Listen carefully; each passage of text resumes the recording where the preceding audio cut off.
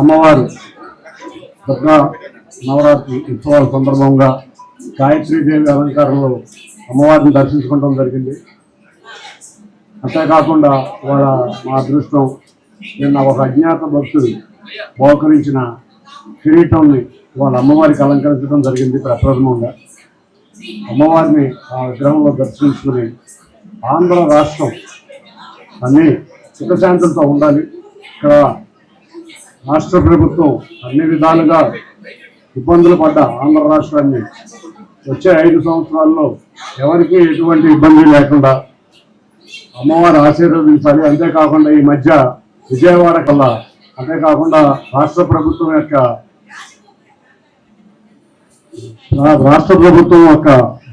చొరవతో అతి త్వరలో విజయవాడ నగరం వరద బాధితుల నుంచి తప్పించుకున్నాం. అటువంటి ఉపద్రవం మళ్ళీ ఇంకొకసారి విజయవాడ నగరానికి రాకుండా కర్ణీకరించాలని అమ్మవారిని కోరుకోవడం జరిగింది. అంతేకాకుండా అందరం కూడా ఇవాళ రాష్ట్రం సర్వతోముఖాభివృద్ధి చెందాలని, రాష్ట్ర అభివృద్ధిలో అంతేకాకుండా రాష్ట్రంలో ఉన్న ఎటువంటి ప్రజలకు ఎటువంటి ఇబ్బందులు అసౌకర్యాలు కలగకుండా ఉండాలని అమ్మవారిని కోరుకోవడం జరిగింది. నిన్న చూసాం, ఇవాళ చూసాం, అందరూ కూడా చాలా సంతోషంగా వ్యక్తం చేస్తున్నారు. సౌకర్యాలు విషయంలో సంతోషం వ్యక్తం చేస్తున్నారు. ప్రజలే కాకుండా ప్రతిపక్ష నేతలు కూడా సంతోషం వ్యక్తం చేసి వెళ్ళిన సంఘటనలు నేను చూసాం. ఇటువంటి అరుదైన సంఘటనలు, ఇటువంటి ఘనత ఇవాళ ప్రభుత్వం ఏర్పాటు చేసిన అధికారులకి, ఇక్కడ కష్టపడిన ప్రతి ఒక్కరికి ధన్యవాదాలు తెలుపుకుంటున్నాను.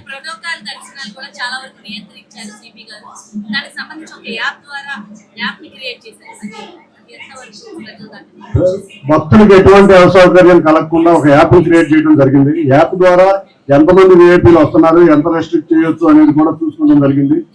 అంతేకాకుండా యాప్ లో కూడా లిమిట్ లోనే విఐపీలు అలౌ చేస్తున్నారు. రాబోయే నక్షత్రం రోజున విఐపీ దర్శనం కూడా రద్దు చేయడం జరిగింది. ఎటువంటి వెహికల్స్ కూడా కొండ మీదకి అలౌ చేయట్లేదు. కాబట్టి ముందు భక్తులకి సౌకర్యం కల్పించడమే ముందు మా ప్రభుత్వం ఉన్న కర్తవ్యం. తప్పకుండా ఎటువంటి అసౌకర్యం ఉన్నా కూడా మేమందరం ఈ 9 రోజులు కూడా ఇక్కడే ఉండి ఎటువంటి అసౌకర్యం భక్తులకు కలగకుండా చూస్తాం. ఎంపీ హోదాలో కాదు, నవరాత్రుల సందర్భంగా, దసరా నవరాత్రుల సందర్భంగా మొట్టమొదటిసారి వాళ్ళ దర్శించుకుంటాం.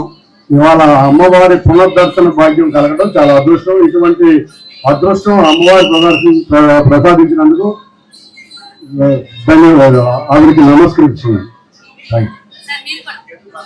నవరాత్రి సందర్భంగా ఈరోజు అమ్మవారిని దర్శించుకోవడం జరిగింది. మొన్న గతం రోజులు మీరు అందరూ చూశారు, విజయవాడలోని వరద ప్రభావం వల్ల ఏ విధంగా ప్రజలు ఇబ్బంది పడ్డారు.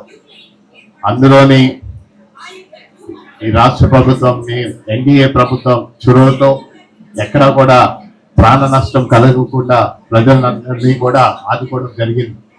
అలాగే అమ్మవారి ఆశీస్సుతో ఆ రోజుని ఎటువంటి ఇబ్బంది లేకుండా అన్ని విధాలుగా ప్రభుత్వం కూడా ప్రజల్ని ఆదుకోవడం జరిగింది.